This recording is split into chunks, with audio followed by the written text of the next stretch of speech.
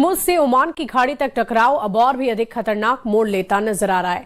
America ने Iran के जहाज को कब्जे में लेकर एक बड़ा मैसेज दिया, तो वहीं ईरान ने इसे समुद्री डकैती बताते हुए सीधा जवाब देने की चेतावनी दे डाली है। क्या है ये स्पेशल रिपोर्ट, आप भी देखिए।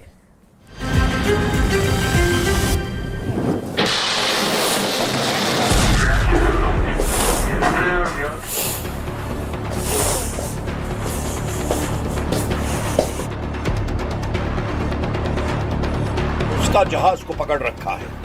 इससे भड़के ईरान ने ट्रंप की फोर्स को समुद्री डकैत कह दिया है, जबकि ईरान के जहाज को कब्जे में लेने के पीछे अमेरिका के अपने तर्क हैं। अमेरिका का कहना है कि ईरान के तौस्का जहाज पर अमेरिका ने प्रतिबंध लगाया हुआ है।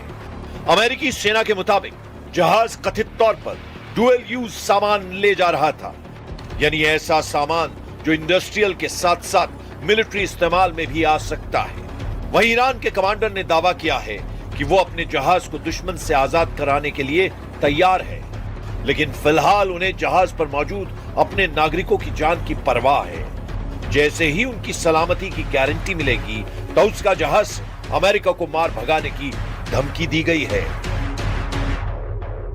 های مسلح با توجه به شرایط موجود پس از حصول اطمینان از حفظ جان خانواده‌ها و کارکنان کشتی مورد تجاوز آمریکا اقدام لازم علیه ارتش تروریست آمریکا را انجام خواهند داد. अमेरिका ने ईरान को हॉर्मुज में उकसाया। तेल गलियारे में अमेरिका की नाकेबंदी से ईरान उबल रहा है। ईरान ने ट्रंप से कासिम सुलेमानी और अली खामनेई की मौत का बदला लेने तक दुश्मनी निभाने की कस्में खाई हैं। ईरान के कानून प्रवर्तन कमान के चीफ अली शिराजी ने ऐलान किया है कि जब तक ईरान ट्रंप से कासिम सुलेमानी का बदला नहीं ले लेता, युद्ध खत्म नहीं होगा। अगर सीज फायर समझौता होता भी है तो ईरान अमेरिका और ट्रंप के सामने झुकेगा नहीं। ईरान के वॉर कमांडर्स मानते हैं कि समझौता होने नहीं होने से अमेरिका से दुश्मनी पर फर्क नहीं पड़ने वाला, क्योंकि ट्रंप जिस तरह के ऑफर दे रहे हैं उसे ईरान कबूल नहीं कर सकता। ट्रंप ने ईरान को नए प्रपोजल में 20 साल तक एटम बम नहीं बनाने को कहा है। इसके बदले वो 20 साल तक ईरान पर कोई हमला नहीं करेंगे। ट्रंप ने इस बार ईरान को $200 अरब फंड अनफ्रीज करने की डील दी है। समझौते के फौरन बाद $27 अरब वो देने के लिए तैयार है। इतना ही नहीं, ट्रंप ईरान को ऊर्जा जरूरत के लिए यूरेनियम रखने की इजाजत भी देने के लिए राजी है। तो फिर ईरान किस बात पर भड़का हुआ है? क्या ये हॉर्मुज स्ट्रेट है? हॉर्मुज में परमानेंट टोल बूथ बनेगा या नहीं, इस पर अभी सस्पेंस है। ट्रंप यूरेनियम का खात्मा अमेरिका में करेंगे या ईरान में, यह भी साफ नहीं। आईआरजीसी कमांडर का स्टैंड है कि युद्ध में वो जीते हैं, इसलिए अमेरिका को ऐसी डील ऑफर करनी होगी जिसमें सिर्फ ईरान मुनाफे में हो। रेवोल्यूशनरी कमांडर मोहम्मद रजा नकवी पहले ही बतला चुके हैं कि अब तक युद्ध में उसके लड़ाकों ने जो किया वो सिर्फ ट्रेलर है।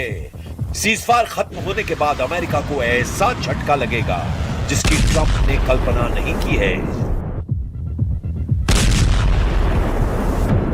دست برتر با نیروهای ماست. ما دست بالا رو داریم. ما خیلی هدفها رو نزدیم، یعنی خیلی از چیزایی که کارهای مهمتری بوده گذاشتیم برای مراحل بعدی و اگه بخواد کار به این جای جنگ مجدد برسه دست برتر رو ما داریم. ما تولید نفت رو میتونیم متوقف کنیم 15 میلیون به بالا، 15 میلیون بشکه نفت در روز رو ساقط کنیم، یک سال اصلا تعطیل باشه. خب نخواستیم حالا خیلی مزاحمتایی به وجود بیاد توی दुनिया व इन्हों गुलाखर साफ कर दी। ईरान के इरादों का कुछ हद तक अंदाजा ट्रंप को लग चुका है, इसीलिए अमेरिका ईरान के जहाजों को जहां भी देख रहा है उन्हें अपने कब्जे में ले रहा है। ओमान की खाड़ी के बाद अमेरिका ने हिंद प्रशांत समुद्री रूट पर ईरान के जहाज पर कब्जा कर लिया है। प्रेसिडेंट डोनाल्ड ट्रंप ने यह भी धमकी दी है कि ईरान ने कई बार युद्ध विराम समझौते को तोड़कर धोखा दिया है। इस बीच ईरान से मिली खबरें ट्रंप की टेंशन दोगुनी कर रही हैं। ईरान ने सरप्राइज हमले की पूरी तैयारी कर ली है।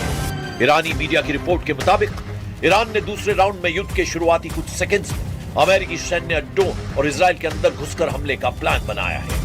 ईरान फोर्स ने दुश्मनों को इस बार नरक दिखाने की धमकी दी है। ईरान ने सीजफायर में मिली मोहलत में तैयारी की, नए हथियार बनाए, नई मिसाइलें बनाई। ईरान ने अंडरग्राउंड मिसाइल बेस एक्टिव कर रखे हैं। ईरान ने दावा किया है कि अभी उसकी 70% मिसाइलें युद्ध में लॉन्च होने से बची हैं। इन मिसाइलों की मार इजराइल को झेलनी होगी। अमेरिका के सैन्य अड्डे इनका निशाना बनेंगे। मगर युद्ध का दूसरा दौर ईरान को भी बहुत भारी पड़ सकता है, क्योंकि ट्रंप का दिमाग गर्म हो गया तो फिर एटम बम फटने से कोई रोक नहीं पाएगा।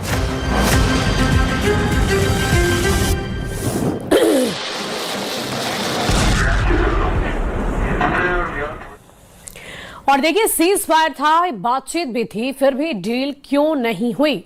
इस्लामाबाद में शांति की कोशिशें आखिर क्यों फेल हो गई? एक तरफ ट्रंप का दबाव, दूसरी तरफ ईरान का विरोध, नाकाबंदी और जहाज कब्जे में कैसे बिगड़ा पूरा खेल, इस रिपोर्ट में आपको दिखाते हैं।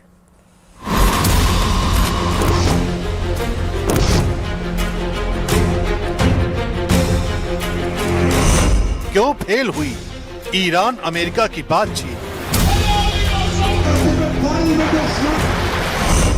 क्यों फिर शुरू हुई ईरान अमेरिका में हॉट टॉक? दुनिया के लिए यह घड़ी अनिश्चितता से भरी है, क्योंकि पश्चिम एशिया में हालात हर घंटे बदल रहे हैं। ईरान और अमेरिका के बीच बातचीत इसलिए फेल हुई क्योंकि जमीन पर हो रही कार्रवाइयों ने कूटनीति को कमजोर कर दिया। चंद घंटों पहले अमेरिका ने सीज फायर बढ़ाने का ऐलान किया,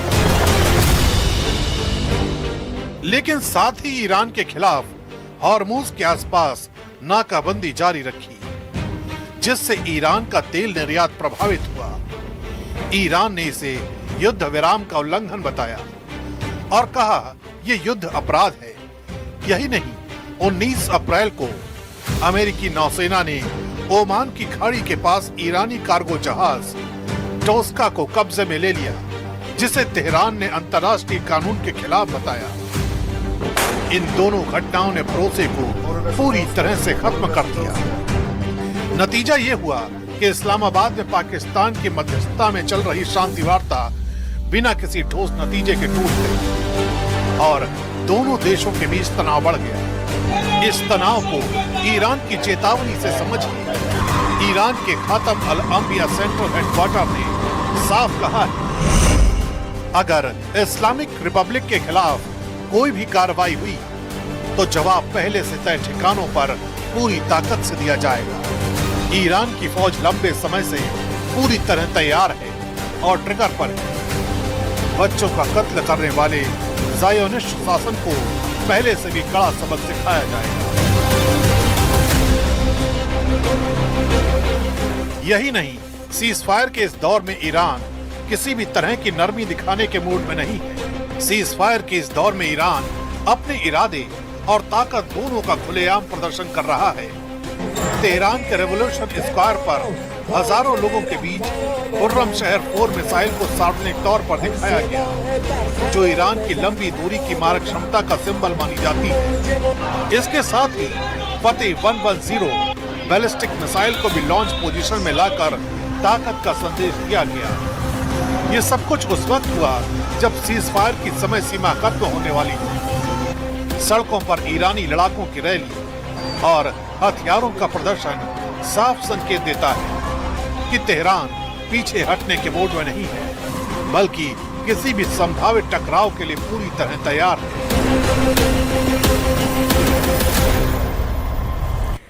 और देखिए, इधर ईरान में सवाल ये उठ रहा है कि किसके फरमान पर IRGC चल रहा है। क्या वो नए commander in chief Ahmad Vahidi हैं, जो पर्दे के पीछे से अमेरिका के साथ होने वाली बातचीत की रूपरेखा तय कर रहे हैं? वाहिदी क्यों इतने अहम हैं, इस स्पेशल रिपोर्ट में आपको दिखाते हैं। वाहिदी ने कमांडर बनने के साथ ही मिलिट्री काउंसिल का गठन किया, जिसमें ईरान की संसद के speaker Mohammad Bagher Ghalibaf, national security council के एक सेक्रेटरी मोहम्मद बघेर जोलगद्र और सुप्रीम लीडर के मिलिट्री एडवाइजर मोहसिन रेजाई शामिल थे।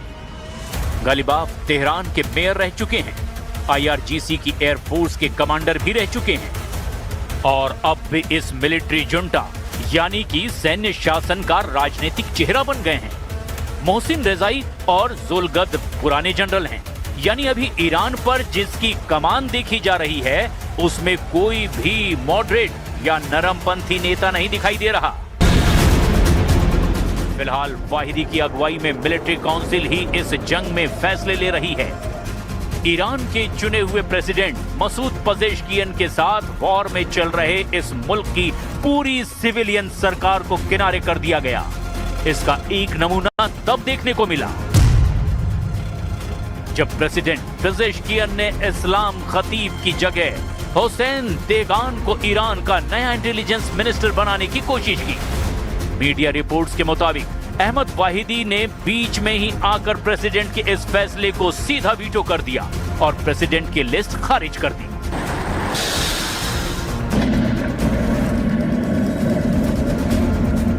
ये साफ दिख रहा है कि युद्ध चलता रहा तो ईरान की इकोनॉमी 3 हफ्तों से 1 महीने के भीतर पूरी तरह तबाह हो जाएगी।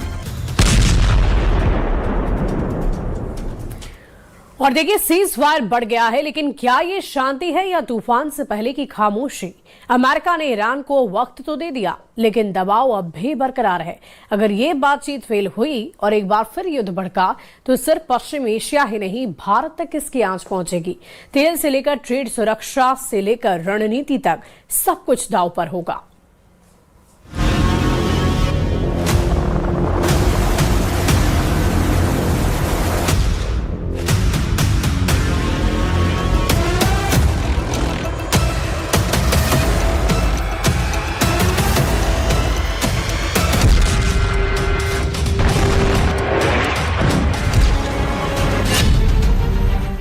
अगर जंग दोबारा भड़की तो क्या होगा?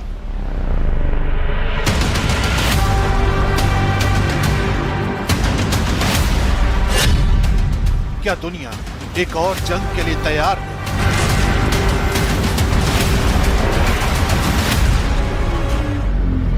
पश्चिम एशिया में युद्ध के घातक परिणाम।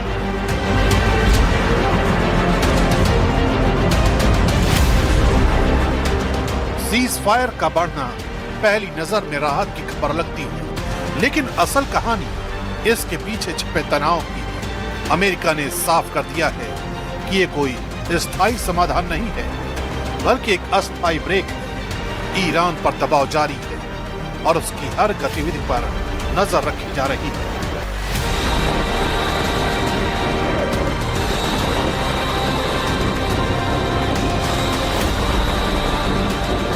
अगर ईरान का प्रस्ताव अमेरिका को खुश नहीं करता तो ये सीज फायर कभी भी खत्म हो सकता है।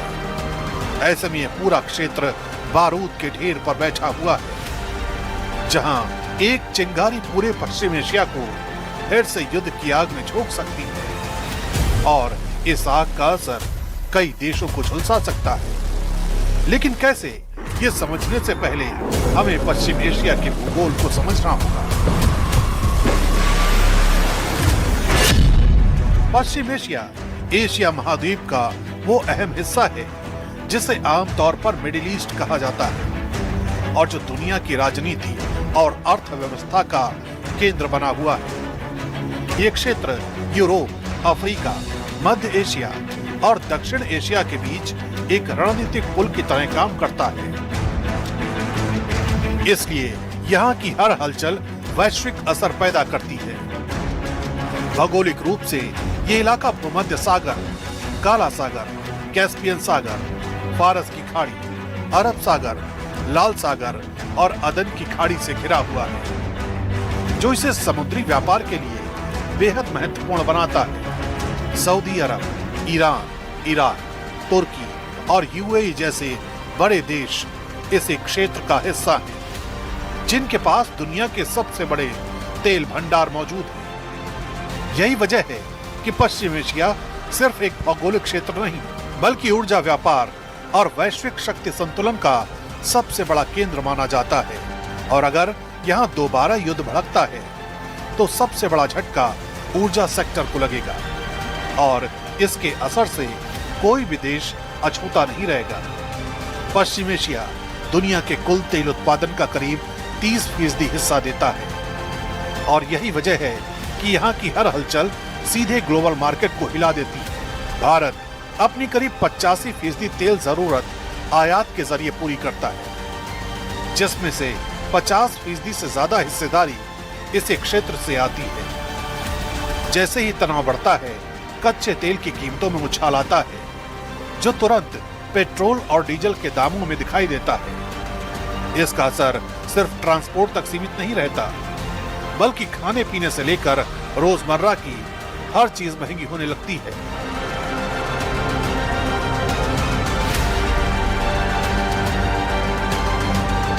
अगर ये संघर्ष लंबा चलता है तो असर सिर्फ तेल और महंगाई तक सीमित नहीं होगा, बल्कि वैश्विक सप्लाई चेन को भी गहरा झटका लगेगा।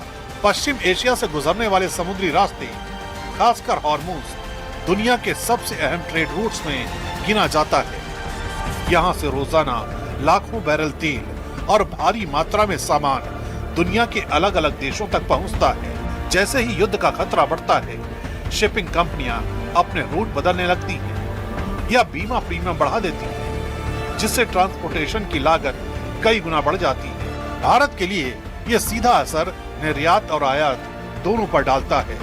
इलेक्ट्रॉनिक्स, उर्वरक और खाद्य तेल जैसे जरूरी सामान महंगे हो सकते हैं। अगर हालात और बिगड़े तो ये वैश्विक मंदी की आहट भी बन सकता है, जिसका असर हर घर तक महसूस हो। सुरक्षा के लिहाज से भी ये संघर्ष भारत के लिए चिंता का विषय बन सकता है।